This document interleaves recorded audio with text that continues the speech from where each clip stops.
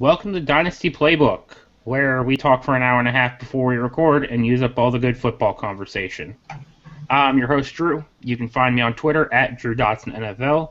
With me is my co-host, as always, Tyler. You can find him on Twitter at HBombIDP. And with us for the first time is our special guest, Tim, who most of y'all know him from UTH. You can find him at TimNFL. Tim, welcome to the show. How you doing, bud? Good. Thanks for the invite. It was actually more like 2 hours, 15 minutes we were talking before we got started. Is it really? But hey, it was a good conversation the whole time. We certainly run the gamut of topics, don't we? Let's From see. football to ice cream to Funyuns to beer. To diets and how Tyler is the anger person from Inside Out, and I got one of the little figures for him. I am frequently mad Inappropriate online. language to use towards your league mates when you're not happy about their drafting. If anyone's being a dick in the league, just call him Slick. It's the perfect way to go. It's so degrading. You know, like whatever, Slick, or what was it? Dane Cook had that bit years ago. Oh, God. Yeah. All right, guy. My favorite was always the cashew one. Yes! Oh.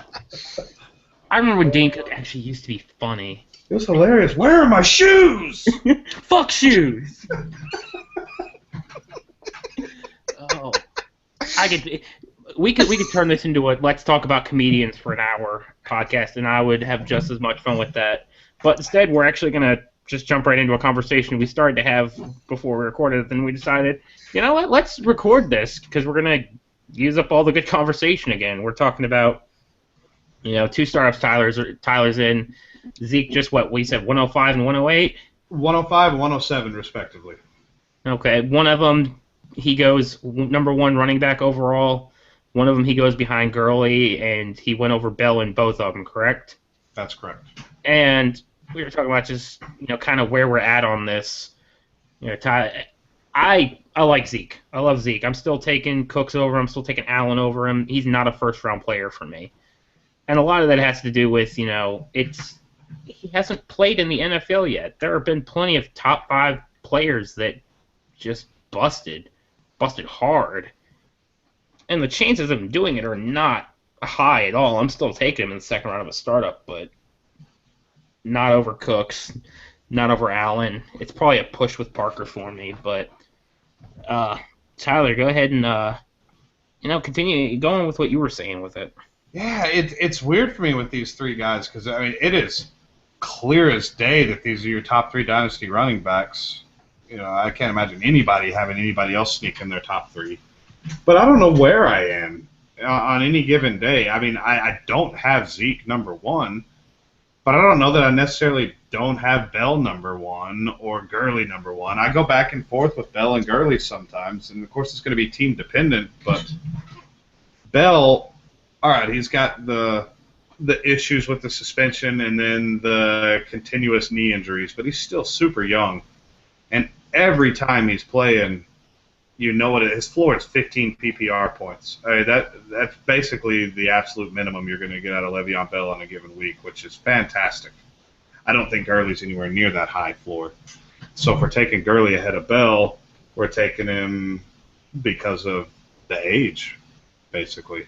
And the ceiling. Gurley's ceiling is out of this world. It is. But, do you ever see him catching 80 balls in a year like Le'Veon Bell? 8 things can change. Jeff You're Fisher right. cannot get to keep a job for that long. Huh. You can only go 7-9 or 8-8 so many times before they just hand you your papers. It's been going on 15, 20 years now, man. The dude has been around forever. He's never won anything. Why does he keep getting paid? I don't know. It's like paying Sam Bradford to be your starting quarterback. I don't know. It's one of those deals that I can give it all the lip service in the world, but you put me on the clock, Zeke's going to be my 3. I really think in a startup situation, I'm taking Zeke as my 3. Well, Tyler, here's an interesting situation for you. If either Zeke or Le'Veon Bell have one more big injury, like tearing ACL or anything, could you imagine how far they drop from there? And if Zeke might have an injury, he's so young and has such an. I mean, at this point, he has the time working for him. I really think that's what might be in his favor more than anything. Whereas Gurley or Bell take that big injury one more time, they're just dropping like rocks. Where if Zeke might take that injury, I don't think he falls anywhere near as far. Yeah, Zeke could shred his ACL week 1 and probably not lose any real value. Right. And yeah, you're absolutely right about that, and that's why I'm somewhat leery on Le'Veon. Like, I've had deals in place where I could acquire Le'Veon for my 101 and some small change, and I haven't done it. Now, granted, those are teams that earned the 101, and I didn't want to take on, even if it is just 2 or 3 years of age, I didn't want to take it on. But it's just weird for me. But yeah, that's a really good point, because Le'Veon, if he tears his knee up, could torpedo, and then Gurley was coming in with questions, health questions. So it could tank his value too, but it's just such a weird deal with these 3 guys. See, for me with Gurley, I feel like, if he's at 100% right now, re-injuring it is, I look at it almost as a new injury. I feel like Zurley. I feel like Gurley could completely shred his ACL, same as Zeke could, and they'd both maintain their value. Whereas Bell, he's not old yet by any stretch of the imagination, but it's a repeat thing. Gurley has had one major injury. Gurley was not, injury prone or whatever you want to call it while he was at Georgia. He had a brutal ass injury.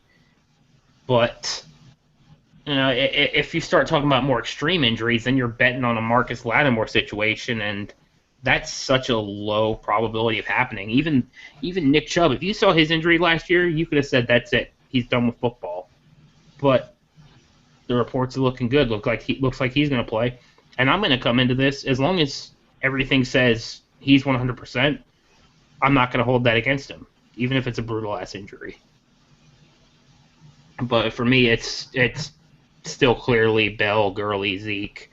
Bell and Gurley very, very close, and that's kind of a more team-dependent one, whereas Zeke is solidly number 3, but like David Johnson at my 4 doesn't come close to where I've got Zeke at.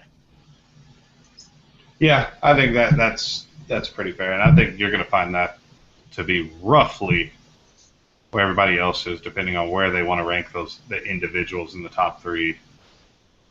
Kind of splitting hairs, right? Really.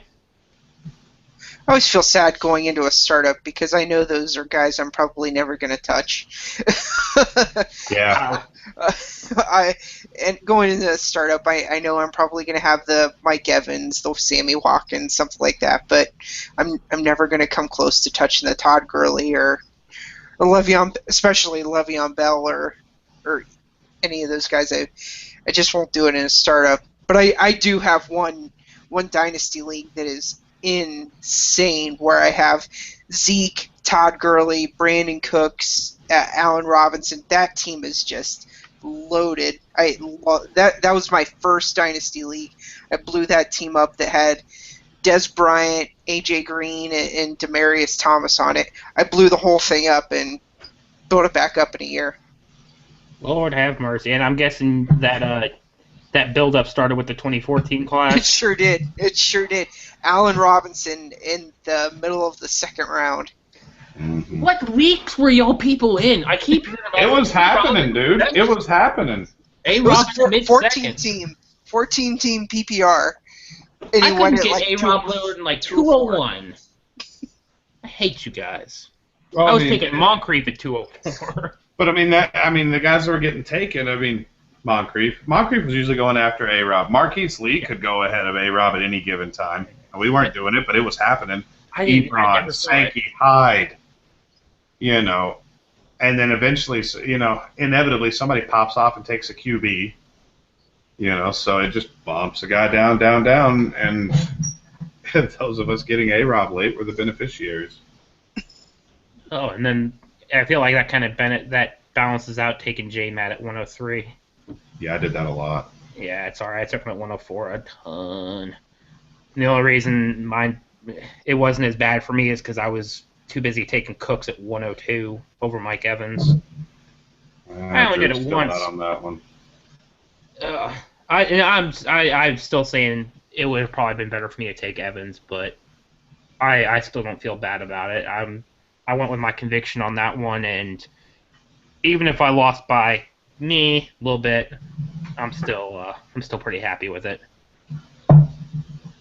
But all right, so we done with that? That was fun. I guess. All right. First question for my buddy Ryan at RL Kenya. Kalia? I don't know. Question is Brandon Oliver worth a roster spot heading into the season? Tim, what do you think? Absolutely. I mean, Melvin Gordon, microfracture surgery. Danny Woodhead, he was great last year. I mean, what was he, top 15, top 20 PPR back? So, the guy's still got some juice in his legs. What was that?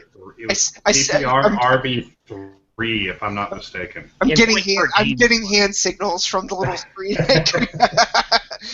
I didn't know if you were flipping me off or telling me where it was. Probably a little bit of both.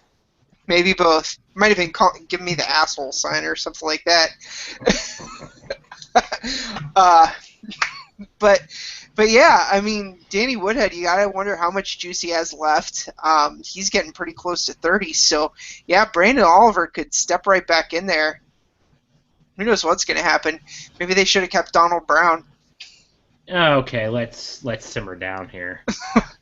But I absolutely agree. I've been a huge Brandon Oliver fan since I saw him. I want to say it might have been before the preseason. I was all into him. You get a very Darren Sproles feel from him, and Gordon's obviously shown he can catch balls in the NFL, which was a huge concern. But he's not Woodhead. He's not Brandon Oliver. He's not going to be this massive PPR back. And Woodhead's old as shit. The wheels are going to fall off eventually.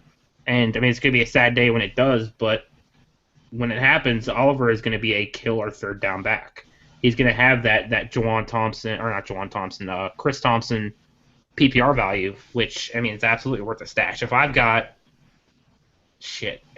27, 28 offense-only spots, I'm keeping them. Yeah, and he's coming so cheap right now, too. It's free. Yeah, you gotta love it. Both of those guys, I mean, you'd think you might be able to get both of them for a decent third-round pick right now, especially if you're a contender. Make that move all day. What do you think, Ty? Yeah, I think the short answer is absolutely. I had a couple weeks where we had to make cuts in April. Yeah. And I didn't like it, but, Commish trying to get his league in order. I'm like, all right, cool, whatever. And I cut Brandon Oliver in 2 spots, and now I'm going to have to go dump blind bid money on him first chance I get. So, what are you going to do? But yeah, absolutely worth the spot. Hell, I mean, damn near any running back with any kind of talent and a roster spot is worth the place on your fantasy roster because Charkandrick West. Right? James White. White won fantasy titles last year. Let's not try and bring West into this like we were rostering him. Every single one of us had Niall Davis rostered somewhere. No, that's not what I'm saying. What I'm saying is a Charkandrick freaking West. Which is an awesome name, by the way. It's a really cool name, but I mean, good Lord, any running back can have value just by virtue of workload when everybody dies because running backs die.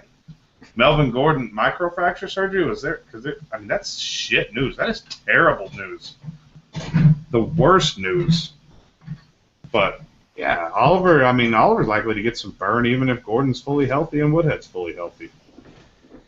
Yeah, so let's hit up our next question. Comes from @Fife1919, Dynasty Fife, who is always hitting us up with some good questions. Are we at all excited about the lower tier rook running backs like Smallwood, Williams, Ferguson? For me, the biggest one on that list for me is Ferguson, and I know Tyler likes Williams over him, but Frank Gore did not look good last year, and I can only imagine another year is not going to be the greatest thing for him. Ferguson's just in a good spot to get that, that opportunity uh, the opportunity. Fuck. Words.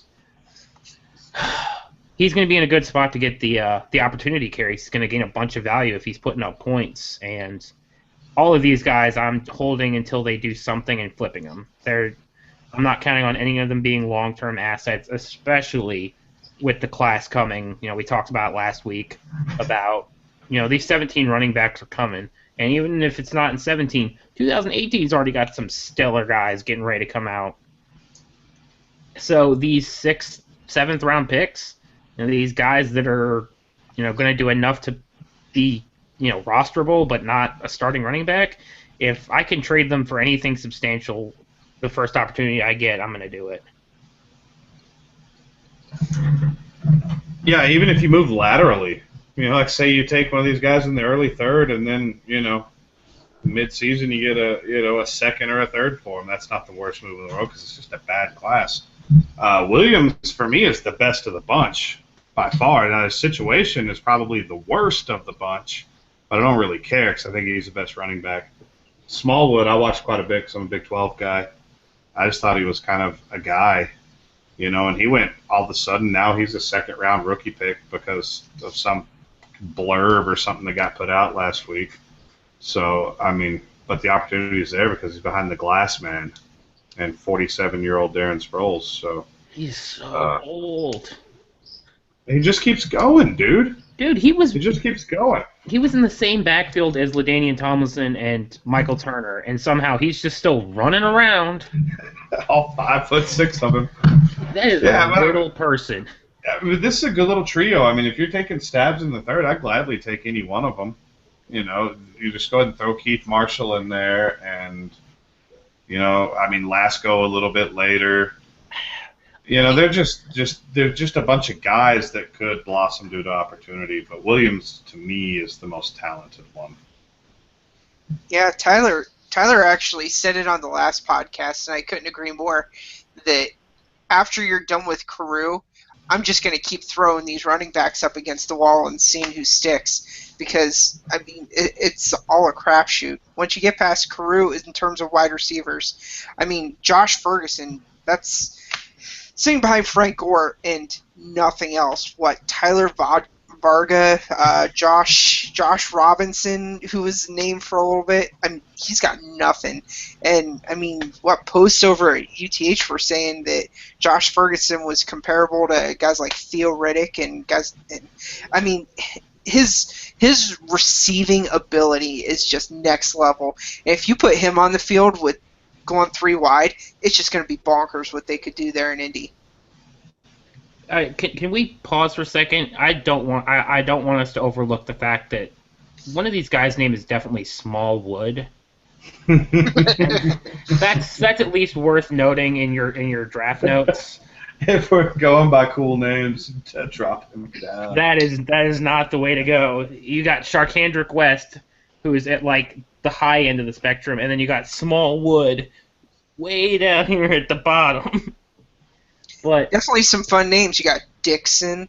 It's because of dicks. I hope based on this podcast, someone renames their team to the Smallwoods. The Smallwoods. Dixon Smallwood. But yeah, it's just another like I said, we're just drafting running backs, and I got no problem rolling situation in there, especially if either A, you're a contender and you're looking down the line, you might get some usable weeks out of these guys, or B, you're just looking for the quick flip. So no problem rolling the opportunity in there, and Ferguson's opportunity is probably the best out of the bunch here. So. And I agree with what you're saying on Williams being the most talented, because before the draft I would have absolutely said that, and I would have said there's no way I'm taking Ferguson over Williams, but the talent, the situation opportunity is so much greater when you go to Buffalo and Shady's not dead yet, and Carlos Williams showed some nice things last year. Yeah, when you're behind Cargoat, you're going to have a hard time getting in the lineup, man. He's the GOAT. Carlos Williams was my late round rookie running back last year. No, he wasn't. A lot. I got him so much everywhere. Josh Robinson was your late round rookie. I took Josh Robinson over Carlos Williams 2 or 3 times. He got dropped mid-season. He was such a little pinball, dude. It was fun to watch. Whatever. All right, moving on. We got a few questions from the subreddit this week, which we need to hang out there more. We used to hang out there all the time. We haven't been on the subreddit enough lately. People but anyway, are mean there now. They hurt my feelings. They did not like my Demaryius Thomas takes at all. I got downvoted into oblivion for even implying that Demaryius might be washed. So that didn't go well. But anyway, the question comes from Frodo Baggins 22. He's got a 12-team PPR. He needs to drop 2 wide receivers out of this bunch: Marquise Lee, Cody Latimer, Jeff Janis, Chris Conley, and Devontae Adams. Marquise Lee is the easy cut. That's easy. And I guess Latimer. My heart wants to cut Jeff Janis because I pray to God every night that Jeff Janis never turns into anything. And it's nothing against Jeff Janis. I'm sure he's a wonderful human being. But I want for that thing to crash and burn. Don't cut Devontae Adams. Do not cut Chris Conley. So it's coming down to 2 out of those 3. Marquise Lee's easy, so I guess Latimer. You see, and a lot of people probably say Latimer is the easy one, but my heart doesn't want to. So much bias to let go of that, and he was a second-round pick. I mean, that's something. But so is Lee. Yeah. For me, it's Lee and Latimer, and I'm gonna be sad cutting Latimer, but it's got to happen. I could get on board with the Jeff Janis take. I mean, look how blocked that guy is. I mean, you have Jordy Nelson, Randall Cobb, Devontae Adams. They just drafted a guy or 2 this year. I mean, I could see it happening. And Jeff Janis, as much as people praise him, he had 1 good game. Really, I just don't get it. And Cody Latimer, I'd probably say he's free. I mean, the guy is free right now. He has all the physical potential in the world. He's not getting on the field because just like in Green Bay, he's been blocked. But how much longer is Emmanuel Sanders really going to block him for? I think he only has this 2016 left on his deal, and then he's gone. I mean, DT just signed that big deal, but I could see injuries cropping up on him really quick from ACL injuries that he had early on. So I might be willing to – I like that take a lot, Tyler. I may drop Jeff Janis there. Drop Jeff Janis and then watch one of your league mates blow 100% of their waiver wire budget. It's a win-win. People want to use that one playoff game, that one performance as justification for all this Janis hype. But they forget that Devontae Adams did the same exact thing in the 2014 playoffs as a rookie. Like, he showed some hot stuff, and he was clutch. So it's not like he's done things more times than Janis has, but people are like, oh, Devontae Adams is terrible. Jeff Janis is definitely going to be the number 3. And let's get fucking real. He's not. He's really not. And if he is, that's fine. But almost everyone in the fantasy community that gets stuck in my craw is a Jeff Janis lover. And maybe it's just you have to be an asshole to be that emphatic about him. No offense, Coach. This is not directed at you at all. I still like Coach. By the way, this podcast Coach. Brought to you by the word asshole. Like Sesame Street for curse words. It's weird, man. It's weird. It's so weird, but I mean, I am holding on to Cody Latimer for dear life. I mean, granted, he is at the rock bottom of my rosters, but I am holding on, and I just absolutely don't want to drop. I haven't yet, and I'm not going to, not for a little while, but watching Benny Fowler and Jordan Norwood take snaps over him, that's a problem. It's all right, man. I'm having the same problem with a second-round wide receiver from, a year before him, a guy named Aaron Dobson, who he was. People forget that he was a second-round wide receiver. And he flashed as a rookie. He But did. I mean, you made us take Aaron Dobson in that auction league where we go and you're like, hey, I didn't even fight you, dude. We got like $8 left. Like, let's spend $1 on Aaron Dobson. I'm like, let's do it, man. You can't. His tape is so fucking good at Marshall. It is. And I hate Marshall. And I can't keep myself from drafting him. And maybe in my head, every time I think of him, I think of that ridiculous, like, backwards one-handed catch he did, or made OBJ look like he had to two-handed. I don't know. What I think of when I think of Aaron Dobson was the week when he was a rookie where I started him during the playoff crunch where I'm trying to make the playoffs, and he missed a block or something and didn't take another snap. Yeah, that'll So that's happen. really deep and deep-seated in my Aaron Dobson bias. It burned me so bad. So, random off topic. We've been doing kind of the no soda thing, Tyler and I both, because we're sick of being, fatties. But I couldn't help myself today. I needed a soda, and I hadn't kept any in the house, and then I remembered. I stashed some. No, there was none in the fridge. When Mountain Dew puts out their game fuel, whenever a new Call of Duty comes out, I stashed up on it and hid it, like up in one of the far up cabinets over my oven, and I'm like, I've got soda. So I stuck one of them bitches in the fridge, and where does game fuel rank for you among Mountain Dew? Oh. The Code Red is the 101 of Mountain Dews for me. It is close with voltage for me. The blue one? How about the Baja Blast at Taco Bell? That is freaking good. You can get that in a 12-pack right now, by the way. Is that right? They're trying to make it to where it's like commercially available. I like the game fuel. It's probably going to be like third or fourth for me. Yeah, I think I'm right about there. I think I'm taking it over regular Mountain Dew, though. If it's not the original, I don't drink it. No, you got to get on the Code Red. Oh, I've had the Code Red. But here's what happened with me in Code Red. I used to work for this company, and we would get all sorts of like pre-market advertising stuff in. So we got the Code Red, like 5 cases of Code Red in before it started, and myself and another coworker actually challenged to see how many Code Reds we could drink in one day. I was up to 10 in a 6-hour day, and she was up to 7 or 8, and it was over. I was like shaking at my desk, and it wasn't going well. So since I've had a lot of bad, You had a bad trip on Mountain Dew Code Red. I can get behind that. Wait, same thing happened with Java Monsters. Oh god, because you can drink them in like 2 seconds. Oh yeah. Yes. I would pour it into a cup and just go to town on it. I wouldn't even leave it in the can. I would pour it into a full-size red Solo cup or something and just hammer down on it. Oh god. It's like the quickest way to dispose of $5 ever is 2 Java Monsters, dude. Just boom, to the dome, gone.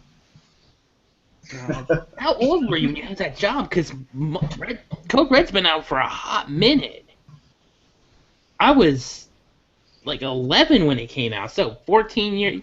I guess you'd have been, what, 17? Yeah. Yep. Oh, God. 17 jacked up on...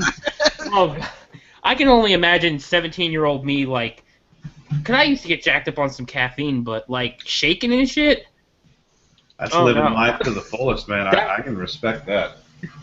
That is a recipe for disaster. Yeah. I just looked. Code Red came out in 2001. I was 17. I did that math pretty good then in my head. You know your Mountain Dew, sir. He is a Mountain Dew. He's from frickin' Louisiana. Of course he knows his Mountain Dew. I'll tell you, though, there is nothing better short of Monster to do mixed drinks with. Like, I drink Crystal Head vodka, which I don't want to sound like a snob or whatever, but Crystal Head vodka is so pure and so good, it doesn't even smell like anything. So you mix that with some Voltage or some Code Red, and you just wreck your fucking life. It's amazing. Seriously, like I don't get drunk, but if I'm gonna get drunk, I'm gonna enjoy that shit. Give me something that tastes good, and that's definitely the way to do it. Mix up some vodka, put it with some Mountain Dew, and party hardy. This went way farther than I expected to. Yeah. But I feel like that happens every time. So we'll go to our next question. Comes from @mpizzy45, whose AVI on Twitter always throws me off every single time. And he wants to know where to find value in some of the most unproven wide receiver cores. San Francisco, Baltimore, Cleveland. And I think the easy answer for me is going to be look at their value compared to, like, draft capital.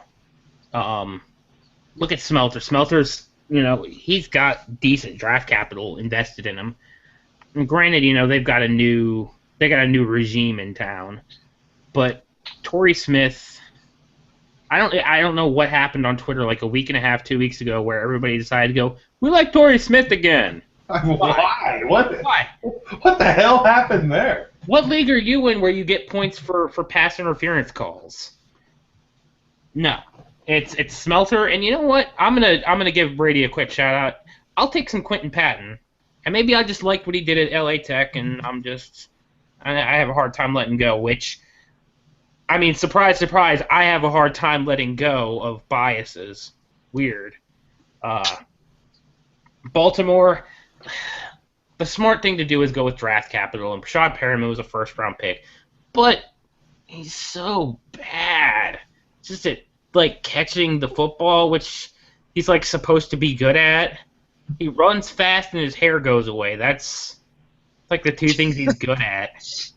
And then Cleveland, just give me all of them besides Corey Coleman, and let's hope something happens with one of them. That's where you find value, I guess. Yeah, if I'm going to go searching for value, I guess the biggest thing I can say is just look for a younger or good enough quarterback. And I'm not looking towards the Browns for that right now. Yeah, if you want a guy kind of off the radar, I would Carolina. You might be able to buy low on Funchess. Tyler, I'll let you go off on it, but I know you got him in a pretty nice spot in one of your startup drafts. You could look at, maybe Michael Crabtree. You might be able to buy low on him for a nice second-round pick. Chris Conley, guy still hasn't done much. Sammy Coates, I mean, he's... I know, but... It makes sense, man. It makes sense. It makes sense. And as long as it's anyone other than Tyler Boyd, I'm solid. I'll cut you! Yeah, I mean, Smelter's so the chalky answer for San Francisco. It just makes so much sense that he's the guy to target. Baltimore's got, Chris Moore, is that his name? The rookie coming in the burner. I got this weird Michael Campanaro thing. Oh, yeah. Dude. It's weird. If you want to find a guy like Wes Welker, he's like a Wes Welker clone. Yeah, Campanaro, I got him everywhere, but I'm going to end up dropping him. I mean, it's destined to be. In Cleveland, I think you say Ricardo Louis, not Ricardo Lewis. That's the guy I want. Out of Higgins, Peyton, all those freaking guys they took, that's the guy I want. I want the guy that's 6'2", 215, played in the SEC, is super athletic. That's the one I want. That's the one I think has the highest ceiling and the best chance to really stick out of those guys. He's a fourth-round draft pick, which is worth something. So I've been taking him absolutely everywhere in the third, fourth, fifth rounds, or late third, fourth, fifth rounds. Him and Demarcus Robinson in KC, same kind of deal. Guys that slid in real life, but are extremely talented and athletic. So, yeah, Drew, a guy I like is Chris Hogan. And you're a Pats fan. I mean, I've been able to. No, you know. No. Okay. what do you think of Chris Hogan? Because in free agent rookie drafts, I've been able to snipe this guy who was sitting out there in the third, maybe even fourth round sometimes. People who really aren't paying attention. I like Chris Hogan. I haven't gotten a single share of him because every single time somebody's willing to pay more than I am. Just because I'm not paying for whatever's going to happen in New England. Because at best he's going to be a third option behind Gronk and Edelman, and fourth option behind Dobson. But no, I'm not a New England fan. I am a New Orleans fan. Being from right across the lake, that'll do it. But I do like what New England. I do like them as a team. They're fun to watch. But let me look. I just took Chris Hogan and Goalpost, which is 10-team 2QB IDP, the rookie free agent draft at. I think I took him like 407. Nice. Good. I'd be all about that, and I don't remember why I wasn't. And I have a competitive team, but it's a team that I hate, but it's competitive. It can't win the title, but it could get my money back. So I'm like, I mean, Chris Hogan, whatever. Yeah, and Tim was saying that startup. I got Devin Funchess as wide receiver 49. Wow. That is insane. I don't care if you hate Devin Funchess. That is bonkers. And you guys are both talking about Carolina. I don't know if you guys caught this, but real on the down low, Stephen Hill's been getting some love, and I think that breakout's coming. Are we going to do that again? No fucking way. I was way too in on Stephen Hill the first time. The scars are still on my heart. I finally let that one go. But I'm seeing people tweeting about Stephen Hill. I'm like, why? Why? The Jets cut him. The Jets cut him when they didn't have anybody. The Jets kept Chris Owusu. And, God, they kept some turds on that roster and cut Stephen Hill. Quincy Enunwa? Quincy Enunwa, that's the other guy. It's Owusu and Enunwa. Oh, that's a recipe for failure. But I do love the Campanaro pick, but he is not Wes Welker incarnate. Because he's not even white. If we're going to look great... He's whiter than shit. Is he really? Yeah. No. Regardless, there's another white wide receiver by the name of Casey. His name is Campanaro. The top two running backs that went in 2015 were Todd and Melvin. This is not a good basis. All right, let's move on. We got another question from the subreddit at Transam7816. Say some nice things about Michael Thomas. I can say all kinds of nice things about Michael Thomas. Great landing spot. And I keep saying it, every time I talk about Michael Thomas, he'll stop and go routes with his feet. He just freezes corners and he gets over the top of them. I've got him as my firm 105 in your standard 1 QB, no IDP, blah, blah, blah, blah, blah. He's my 105 by landslide. So I love Michael Thomas, and you're getting good value on him because you can literally get him. You don't even have to take him 105 because everybody else takes a Sterling Shepard. I've seen him get all the way to like 110. So I'm all about it. Big guy with Drew Brees. Love it. Which one do you want me to say nice things about? The one that's actually good at the one that's good at football. Oh, okay. The other good one his name is Mike. That's how we differentiate. Okay. Yeah, I mean, I can say some nice stuff. I might have to lie a little bit about it. I mean, he's big. He's playing with a good quarterback. He's fast enough. I mean, the other Brandon Cooks. I mean, what do you want me to say? He's shitty or something? You cannot come on here talk bad about Brandon Cooks. He's not. Talk bad about Tyler Boyd. I'm gonna come to your house and fight you. No, I love Brandon Cooks. No, Mike Thomas does have stuff going for him. He's big. He's fast enough. He does have like gargantuan hands. I have a hard time getting past the gauntlet from the combine at Michael Thomas. That was terrible. That had to have been the shittiest gauntlet I have ever seen in my life. And I know it's only one one drill, but boy, he messed that one up good. Yeah, he is But not the smoothest cat by any stretch. We saw it on tape. He's just like limbs flailing everywhere. He does have a really good opportunity in front of him, and I've taken him myself in a couple rookie drafts just because of the opportunity. And you know what? Probably the best thing I can say about him is if he goes off, or if he comes close to going off at any point this year, you can sell that guy for a boatload. Absolutely, and I've got him at 104 in my 1QB rankings over Treadwell, and that one's a tiebreaker based on landing spot. You know, the biggest concern I had with Thomas going into the draft was he's extremely raw in terms of his mechanics, and if you want to go somewhere where you can, you know, making small mistakes can be forgiven based on the play of people around you, New Orleans is pretty high up there. You know, Drew Brees has made far shittier wide receivers look like long-term starters.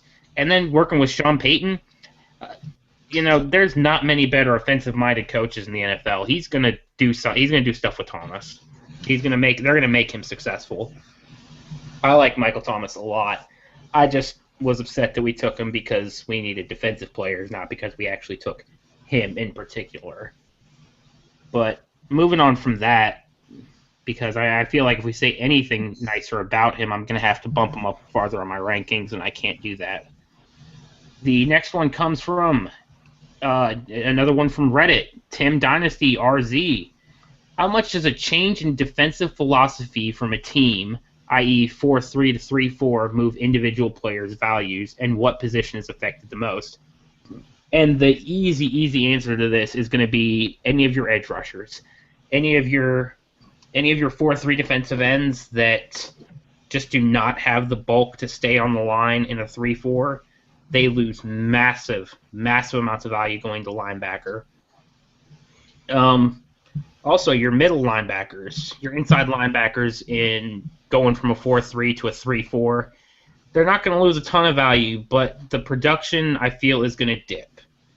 And that might be a perception thing. I don't have actually numbers to back it up, but that's just, for me, having a sole inside linebacker means he's not splitting up tackles. He's going to just get the lion's share of it.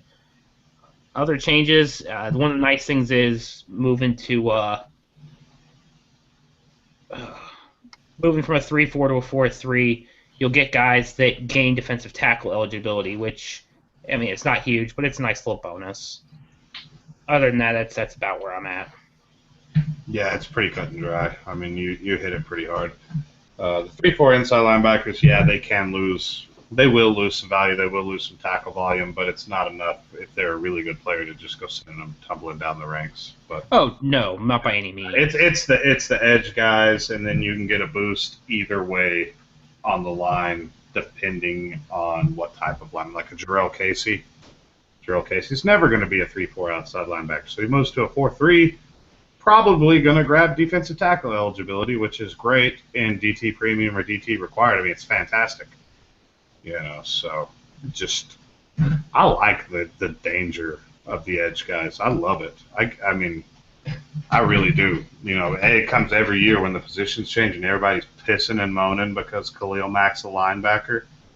Should have thought of that when you drafted him. You got to keep this crap in mind. You know, if you're drafting these edge guys just hoping and praying that Vic Beasley's going to be a defensive end, and then when they move him to linebacker, you get mad, that's on you, dude. You should have done your homework. So I like it. I love the fluidity there because it's just part of the game, and, you know, you can get a little bit of edge there just by doing your homework. Yeah, the transition's definitely tough, and it reminds me of something Doug Veach always said, is that you draft for talent and you trade for need.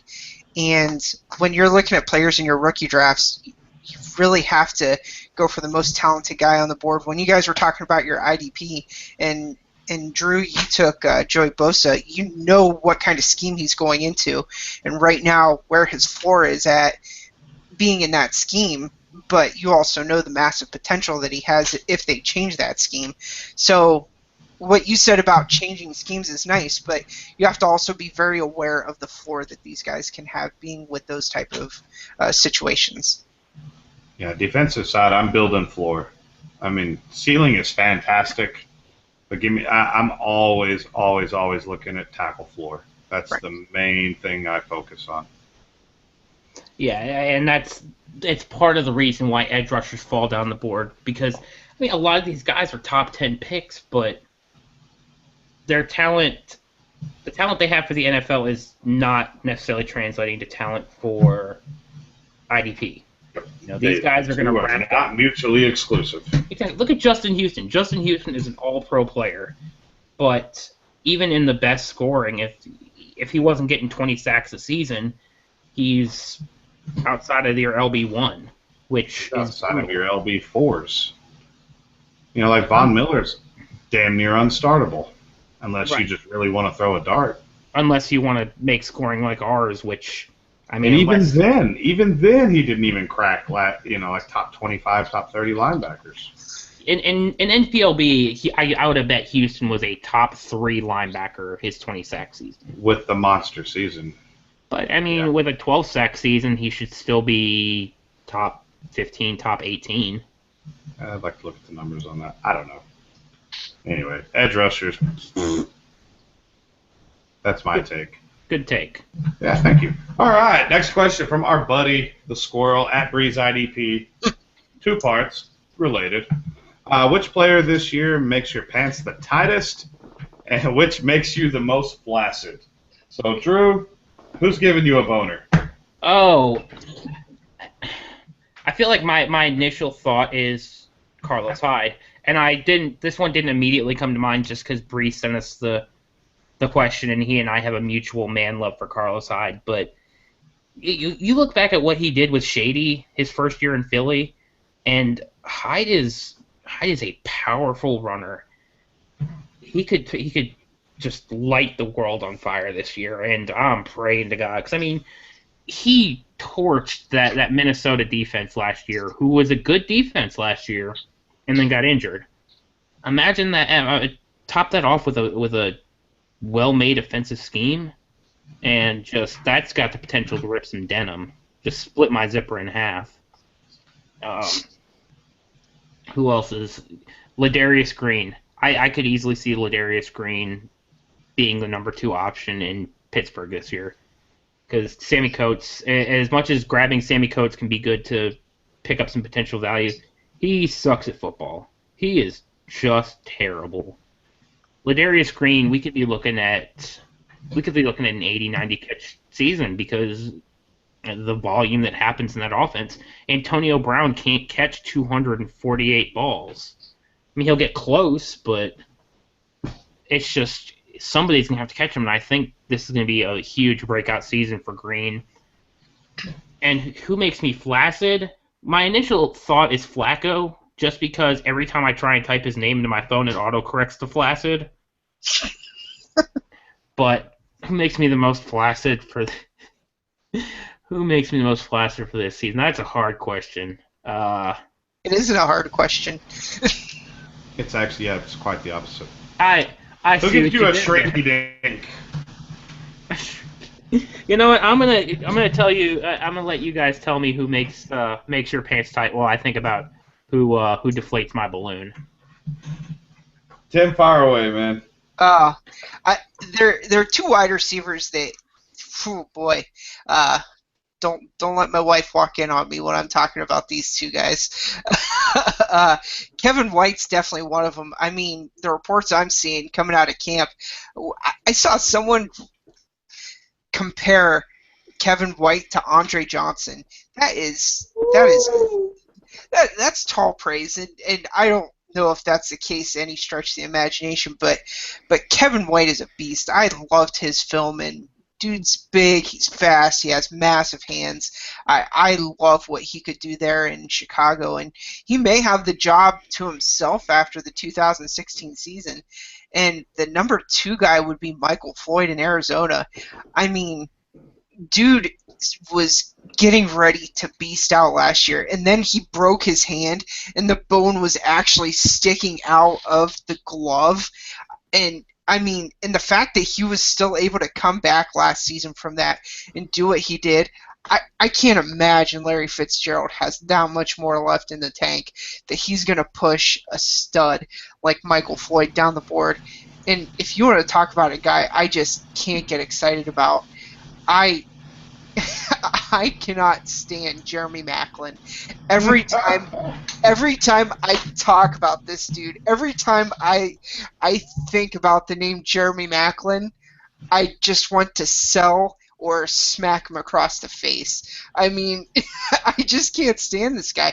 And he's a good player. He's had really nice seasons, but there's just something about thinking about Jeremy Maclin that makes my pants fit a little bit easier, you know?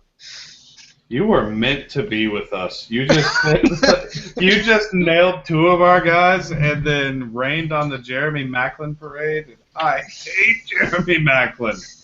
And I know he's good. I don't care. He is. He has nice seasons. He puts up over 1,000 yards. He has, 60, 70, maybe more catches. I just can't stand, for whatever reason, Jeremy Maclin. He's like average draft position. He's average. He's not great. He's average, and I can't stand him. Yeah, that's perfect. I'm right on there. I'm going to take the IDP side. Danny T is my boner guy, man. Danny T, he left the Broncos, but he is going to absolutely eat in Chicago. Absolutely eat. He is a fantastic coverage linebacker. I don't know why they pulled him off in the dime last year. I mean, they bring Darian Stewart in, do all kinds of crazy stuff. And Brandon Marshall might be the only linebacker in the league that's, or not, I say the only, one of the only linebackers in the league that can parallel Danny T as a coverage linebacker. Also, Alec Ogletree. I think Alec Ogletree is ready to pop off in a huge way. He's moving to the middle. He's playing behind that outstanding defensive line, so he's going to have his hands free. He's not going to have a bunch of junk in the way. I could see a number one overall linebacker season coming from Alec Ogletree. Who makes me flaccid? Quan Alexander does. Oh, come on, man. I loved Quan Alexander last year. I did. But it's one of those deals where I really liked Quan Alexander as a fifth-round rookie. I comparative to his price, I can see what you're saying. I don't like what's going on now where, he's literally going in like the top 12 or 15 linebackers. I got Jordan Hicks after Quan Alexander in a startup this week, and that just blows my mind because as far as just talent at the linebacker position, I just don't even think they're close. I think Hicks is night and day a better player. So Quan at his price is really scary. Jelani Jenkins scares me. I still like Jelani Jenkins, but he kind of worries me. And then Jonathan Cyprien, who at one point in time, Jonathan Cyprien was as high as my number one overall defensive back. But the dude just misses a ton of tackles, and now they bring in the versatile Swiss Army knife Miles Jack. Miles Jack could play some in-the-box safety. He could play some, nickel corner. He could do it all. So Sip has got me really, really worried. I'm hard fading Jonathan Cyprien. They just loaded up that defense hard, too. Between Gibson, you mentioned Miles Jack, they have Dante Fowler coming back. That defense is going to be amazing. So, if you're in just like a team defense type of situation, that's great. But, boy, if you're talking IDP-wise, there's so many good players on that defense. See, I don't even think Jack's going to get a chance to play the in-the-box safety. I think Sample's going to end up having that role sooner rather than later. And maybe it's because I just don't like the idea of Sample at free safety, but no, Gibson's the free safety. Gibson is an amazing center fielder. I keep forgetting they pick up Gibson. Sample's going to get on the field. Absolutely. But is it going to? What's it going to be? How's it going to work? I don't know. But there's way too many question marks with Sip for me to get all hot and bothered over him, and I'm afraid Quan Alexander is going to disappoint. I would almost guarantee you this time in the year he's going to be going outside of LB2 range in startups. Yeah, I could see that. For me, the guy who ruins my hot dog is Kelvin Benjamin, and what else is new? But he's just so not good at all. What is it about him? Because I've heard a number of people say that, and he was a rookie the year that he was really inefficient, and last year he tore his ACL. I mean, my biggest knock on him would probably be he's a big guy and probably not the most dedicated to the craft. But what don't you like about him? See, and the inefficiency is never a thing for me. Like, people like throwing those stats around. They did it with Derek Carr after his freshman year, and I didn't care. But for me, he's sloppy. He lacks refinement in almost all points of his game. His hands are bad. He drops balls, and it's not even just concentration drops. It's just like, hey, I had my hands on the ball, and then the ball was on the ground. And, his value to Cam came as a jump ball receiver in the red zone. It's why Kelvin Benjamin was as fantasy useful as he was as a rookie. Granted, he still broke 1,000 yards, but he broke 1,000 yards with, besides Greg Olsen, literally no one else to throw to. They had Ted Ginn and I don't even know who else. But I think Funchess can fill that role just as well.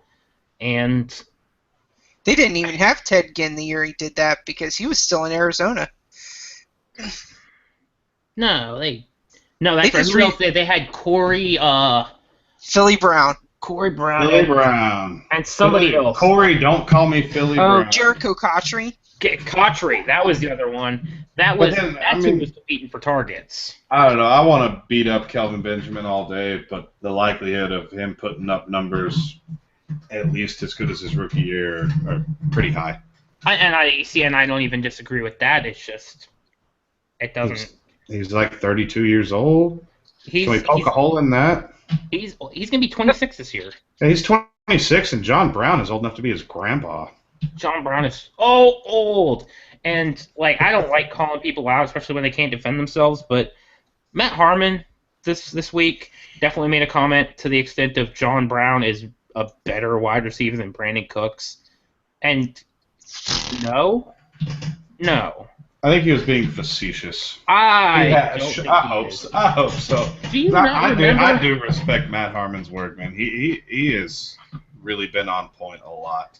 Harmon actually kind of does it a lot like us, where if that man love hits, it's out of control. I mean, you remember him last year talking about John Brown. It's Antonio Brown.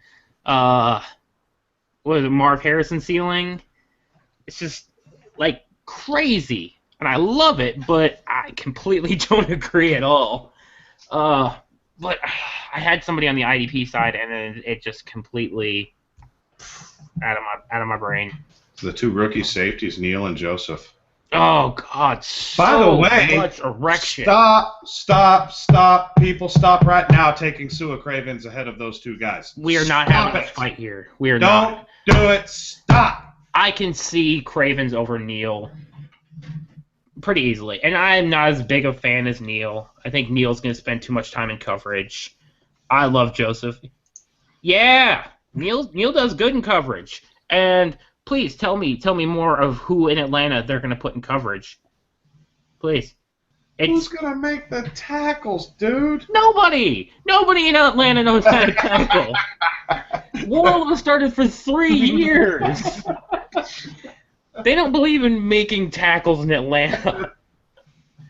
But if you're thinking of an IDP guy, Drew, I noticed how low Reggie Ragland was in your rankings for linebacker. Maybe he's a guy for you.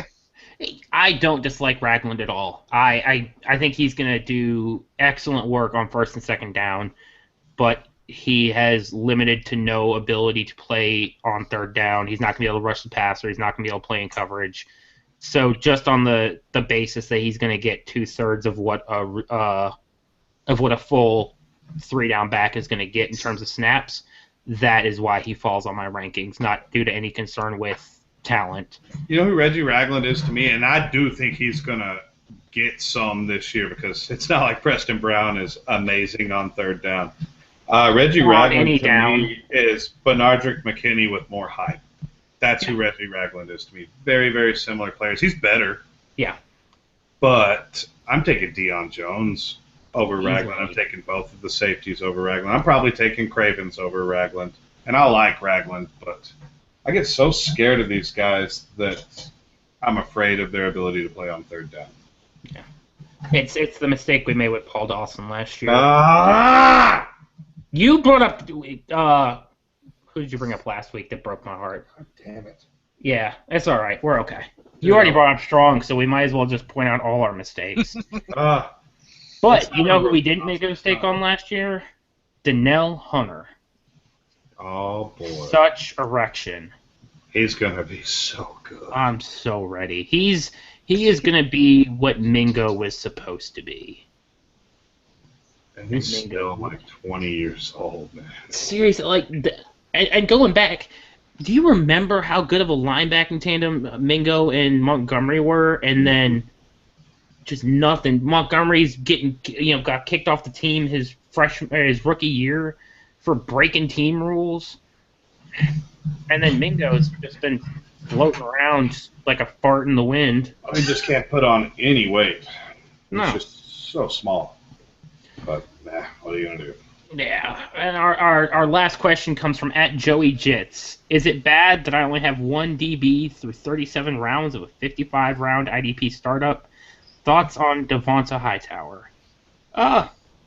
It depends on the scoring, but 90% of scoring, I'm just going to pass on Hightower altogether. In terms of having one DB to 37 rounds, again, it's scoring dependent. If it's low enough to where, a DB4 is going to score a couple points a game less than a DB1, then I really don't care. How many are off the board also matters. If nobody else is taking them either, I'm sure as shit not going to be taking them.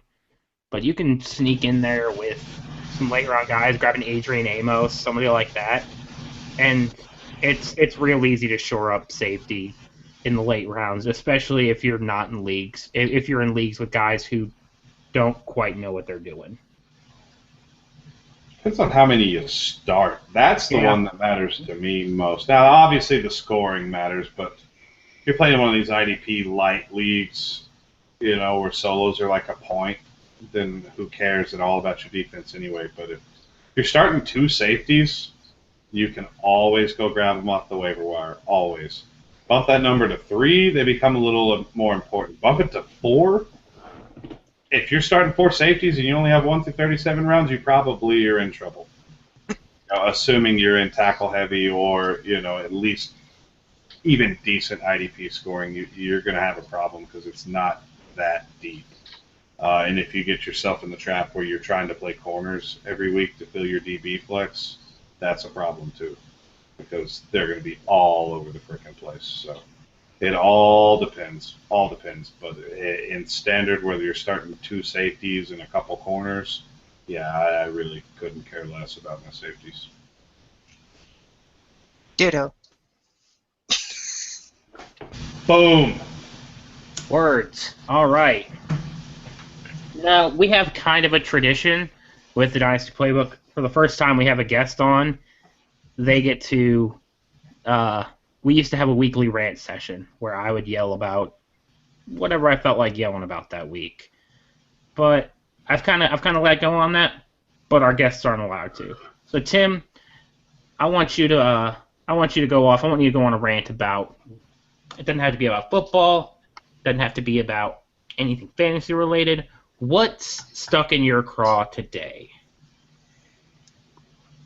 I would really just say, what in the hell is going on with the fantasy community right now? It's such bullshit what a lot of these podcasts are doing, just really tearing each other apart and really going off about certain people's hot takes. And it's just really bullshit, because we should all be here, not as much to support each other, but you're here to give your take. You're here to express your opinion. I don't need you sitting on Twitter bashing what I'm saying. I don't need you to go on your podcast just saying I'm full of shit or anything else like that. I think it's important that we give our opinions. We support them as strongly as we can. We give our opinions based off of tape, metrics, whatever way you choose to give your your rankings or whatever else you do, and fuck the rest, man. I mean, the rest is such bullshit at this point. You know what? I love playing this game. I love writing. I love having the opportunity to talk with two awesome guys every week, and then to talk with Katie and Chad when I'm on the podcast with them on Tuesday.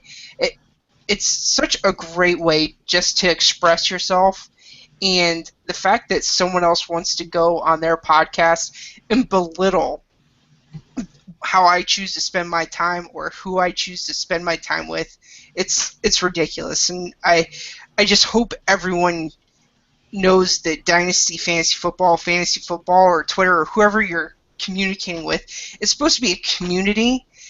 And when you destroy those bridges and when you start burning those bridges down, it puts you on an island, and nobody's going to want to talk with you. Nobody's going to want to work with you. It's burning bridges, and there's no point in it. I love it. Absolutely.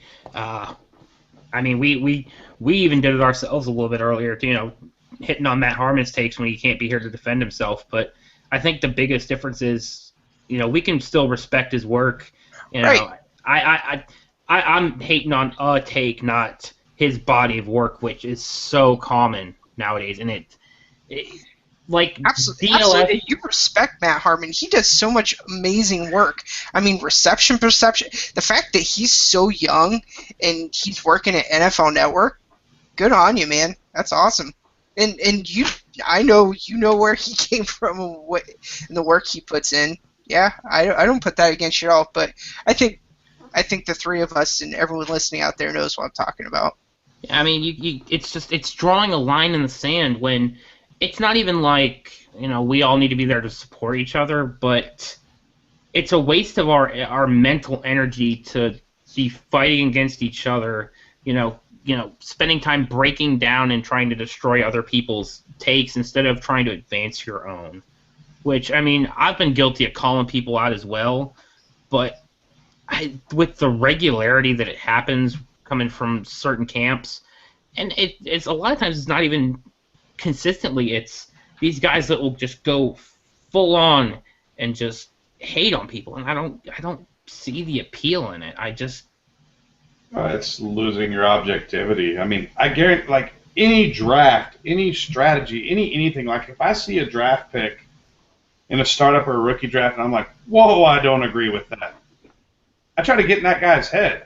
All right, why did he do what he did? Why did he take this guy here? Why is he valuing this over this? And you can almost always see it. Empathize a little bit. You can almost always see the logic or the reasoning behind it. And whether you agree or disagree, it's not wrong. There is no wrong in Dynasty football. I mean, it's not this black and white entity. You don't have to punt year one. You don't have to go out and win year one. You don't always have to be doing this. You don't have to be in a deep rebuild. It doesn't freaking matter. It's supposed to be fun. I mean, if you want to talk about it like that, I'm sure 4, 5, 6 years ago, somebody was in a draft with a guy who was just now coming with the idea of late-round quarterback back in redraft. And they're looking at this guy like, really? Why? You're waiting until round 11, round 12 to even think about a quarterback? That's dumb. But now look at it. Now it's a mainstream idea. Even with UTH, if you had gone UTH in 2011, people would have thought you were out of your mind. And even going before that, going wide receiver heavy in Dynasty. Same idea. Thought processes, just entire processes on how you work within your roster are constantly changing, and to completely shut yourself off from a new way of looking at it is sticking yourself in the past. It's keeping you from advancing. On the idea that you owe it to your audience, be it your followers or your listeners or your readers, to tell them that somebody else is doing something wrong, who the fuck are you? Exactly. Who are you? The idea of a fantasy expert to me is kind of laughable. You're an expert at a game of, there's a lot of skill, but there's a lot of chance involved too. So the idea that any one individual me, you, whoever thinks that they are an expert or above and beyond another's way of thinking is just kind of ludicrous to me, honestly. Yeah, and I try to be as accessible as possible, and that's the other thing. When you're taking those type of hot takes, it's almost saying I'm too big to answer your question, and whether it's Twitter or email or however else I might get a question, I never pass up the opportunity to talk with someone and to have a good conversation, whether they agree or disagree with me. I love it. Yeah, I mean, the guy with 9 Twitter followers is probably better than me at fantasy. In all fairness, the guys with 0 are probably better than you, Tyler. The guy with the egg is probably better than any one of us put together. You know what I mean? It's just because you have a loud voice doesn't make you, the be-all, end-all. And that's kind of what happens a lot. So I mean, that happens everywhere in society, and that's a huge problem in and of itself, but we don't have time to get into that. We're gonna just on a deep social experiment via fantasy football. Yeah. I mean, going back to Tim's original point is there's just too many awesome guys in this community that, are so much fun to bullshit with and talk with and even disagree with. I've disagreed with probably every name I respect, in the Dynasty community on one thing or another, but I don't disagree with them based on, who they are, what their opinion is, but simply just because I have a different opinion on one particular subject. I love getting to disagree with people. It's fun because it's a mental exercise on both ends. But there's just too many awesome people that are fun to associate with for me to, continue to waste mental energy on negative emotions to people that I don't want to associate with in the first place. Yeah, I heard that Tyler Boyd pick at 102, and I was still willing to come on here. I'm the same way. Like, what the hell are you doing? You know what? I get it. I've said it since the first Dynasty Playbook. I do what I want. I do what I want. That's all it takes. Do what The you wife want. knows it. I do Do what you. I want. Yeah. Now, I mean, I feel like we've hit upon most of our fantasy subjects pretty well, but we've gotten into no food takes here, and maybe it's because Tyler and I are on Tyler's on a legit diet. I'm just trying to drink less soda. I'm on a diet, hardcore. It's so shitty. It's the worst. I spent an hour and a half preparing my meals for the week today. Meal prep is the worst. I hate it, dude. I ate Brussels sprouts yesterday. Oh no! We had some grilled chicken. I was like, I want a baked potato and I want to throw half a pound of butter in that bastard. I was like, let me have some Brussels sprouts. That's sad. You made me sad. You know what? You know what makes me placid? Vegetables. I mean, I like my veggies just fine. I just want to wash it down with 40 ounces of Coca-Cola. And cheese. Oh, lots of cheese. There's no vegetable that you cannot douse in cheese that doesn't make it better. Besides corn. I don't even know that wouldn't work. I have no experience in it, so I wasn't going to just assume. But it might be worth a shot. But might as well. I'm gonna wreck you, and I'm gonna wreck your feelings for the next week, Tim. What is your go-to snack food? You want a candy bar? You want Sour Patch Kids? The worst thing in the world, and I swear my company did this on purpose. We have this Vendateria place where you can actually go, and it's sitting out in the open. It's on an honor system. You just put money in, and you can get what you want. About 4 months ago, they started carrying an 8-pack of double stuffed Oreos for $1. Oh, no. and every time I have to walk into that break room, I keep seeing these annoying. The best part of the month is when those little double stuffed Oreos run out because I know I won't be eating any. That is my go-to. It messes up my life.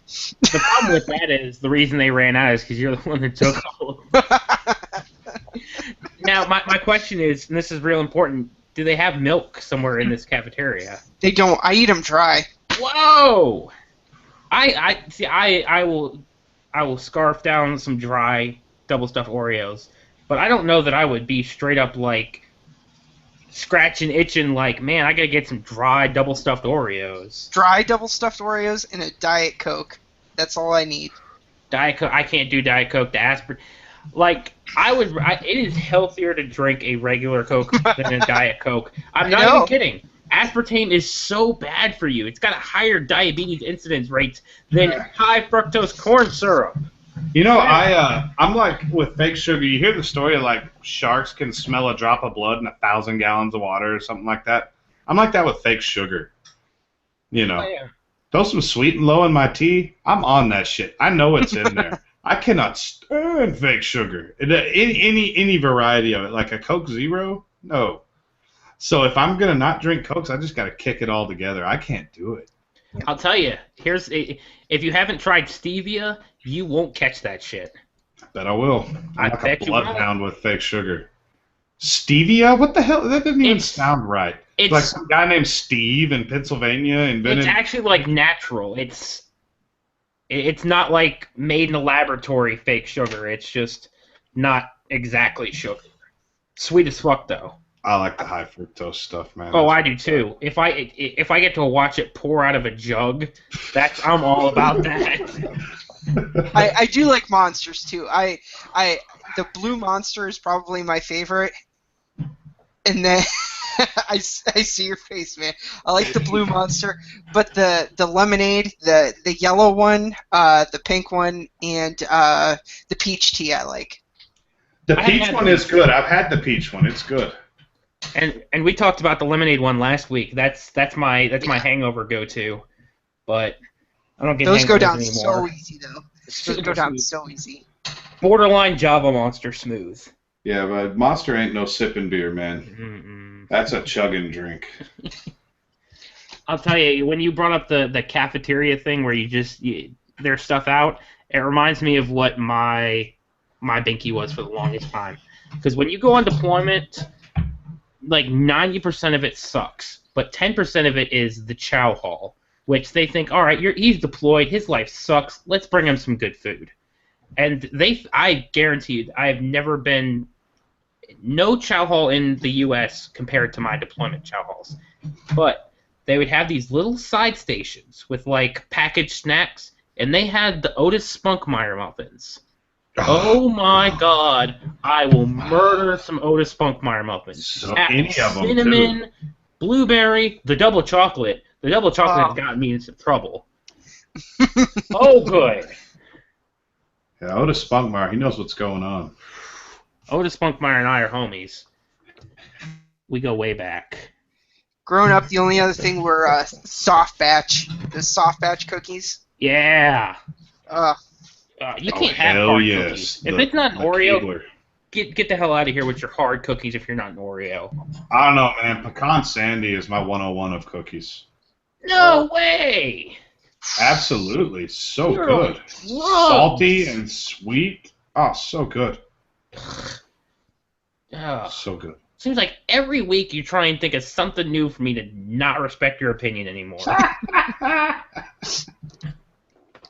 Oh man, this has been a blast though. I feel like we're at about an hour and a half, that's long. I was talking about it with some of the other guys who do their own Dynasty podcasts and stuff, and it's like, yeah, man, we always shoot for about an hour. I'm like, so do we. We shoot for an hour.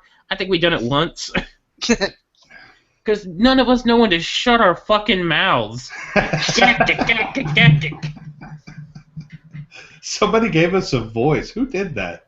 Really, that was a terrible decision. And like more people kept listening. I'm like, oh, I guess they like it. We'll keep doing that. What is wrong with you people? Oh, definitely a mistake. And now it's only going to get worse because now we're going to be able to associate with Tim, and people like Tim. They think he's mature, he's an adult. Nope. We are all just grown ass children. This is street youths. The youths. The what? The youths. Oh, this has been awesome, and we're definitely gonna have to have Tim on here again. Always happy to join in, guys. You guys are awesome. Man, it is goes both ways, man. Likewise. For sure. I'm kind of aggravated it took us this long to get you on here, and that's completely on us. Yeah, it's because we're like, let's do this, let's do that, and then we're like, nah, fuck it. Yeah, we half the time it's like, when should we record? I don't know, like an hour? All right. Okay. You can't really plan with people like, hey, we're going to record an hour. Do you want to drop everything you're doing in your life and record with us real quick? We're going to yell about this stuff. Are you prepared? No, not a... Yeah, Tyler froze. Oh. But nope, always willing to jump on with a day's notice. I'm usually pretty good, and the wife is always willing to give me the okay on that one. Hell yeah! It sounds like it sounds like you can join our crew of guys that way overshot their coverage in terms of the wife department. Cause, I sure did. Oh, she puts up with way too much of my bullshit. I have no idea. Dude, I'm the worst, and my wife is an angel. I have no idea what she's doing with me. Nope. I was bad before, and then I'm crippled now, too. Like, I'm a broke dick, and she still hung around. Like, if she ever leaves me, I am so boned. Because the crippled asshole, not really a good selling point in the dating market. One of these days, Drew and I are going to have, like, a trailer house together, and just be miserable bastards. Be like, oh, my wife left me. Why? Well, because I kind of suck. We could just put 3 double wides together and it'll be. There you go. Hey, well, you know what? We'll have a fridge full of red cream soda. Sounds If good. we're gonna go that route, fuck it, I'm getting fat as shit. Well, I got no one else to. If my fatness is upsetting Tyler, I'm gonna keep doing it just to piss him off. Even better. It becomes a goal. We should probably call it a night, though. It is midnight Tim's time, and Tim says he goes to bed at midnight, so we should probably call it a night. You guys have any last parting shots for us? Just thank you. I mean, this has been a lot of fun joining you guys. It does. Shit. It sucks it's taken this long, but I mean, just kind of conflict with schedule and everything. I have been asked to be on before, and I wasn't able to make it. So it's just really nice to be able to join you guys. Likewise, and thank you for being on. It was great. I'm glad we went ahead and popped the playbook cherry, so now it'll be way easier to get you on next time. Absolutely. But guys, remember, Tim at Tim NFL, he's doing some killer work over at UTH. He's been joining in on the UTH podcast, which if you guys are not listening to the UTH podcast, what are you doing? Like, that is probably the only show that I'm consistently, like, every week I'm on time with it pretty much. Like, I'm like 90% on listening to podcasts when I'm supposed to, but I forget and I don't pay attention. And of course, all the other podcasts that FFCC hosts as well, right? Dynasty Red Zone, and then you're on the Happy Hour pod. I see what you did there. I like it. It's sneaky. They're everywhere. Oh, but a huge shout out to the Couch Coach, ffcouchcoach.com at ffcouchcoach. He is like the hype king, and I couldn't do it. It's just way too much work. And he keeps like asking more people, like, hey, you want to come join the team? Like, yeah, let's just make more work for me. But he still does it. I don't get it, but he does it. Coach is awesome. He's out of his mind. And he puts up with us. We are the most unruly bunch of guys ever. We are the worst. And he just puts up with our crap. And you know what's awesome? We're not even the worst in the group. That's a surprise.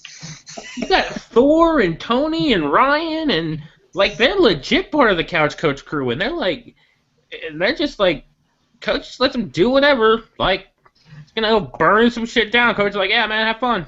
Do whatever. Just don't forget the EMEA plug at the end. There you go. Right. There you go. This is gonna sound like a total dick thing to say, but Coach would take Hitler and let him hype him up at the end of his speech if it would get his name out there. That was kind of fun. That came out way worse it did. than it sounded in my head. Coach is not Hitler. Coach does not support the Holocaust. That came out super bad. And now I feel super bad. All I'm saying is, Coach will take publicity any way he can get it. Oh, I'm crying. Oh. I feel really bad. I feel like such a dick. I'm sorry, Coach. I love you. With that, this is the last time the Dynasty Playbook will be brought to you by Yeah, there you go. Okay, we need to. It's time to go before I fucking burn any more bridges. This has been the Dynasty Playbook. I've been your host, Drew. You can find me on Twitter at DrewDotsonNFL. With me has been my excellent co-host, as always, Tyler. You can find him on Twitter at HBombIDP. And with us has been our special guest at TimNFL, coming from UTH at TimNFL. Thanks for joining us, guys. We'll see you again next week.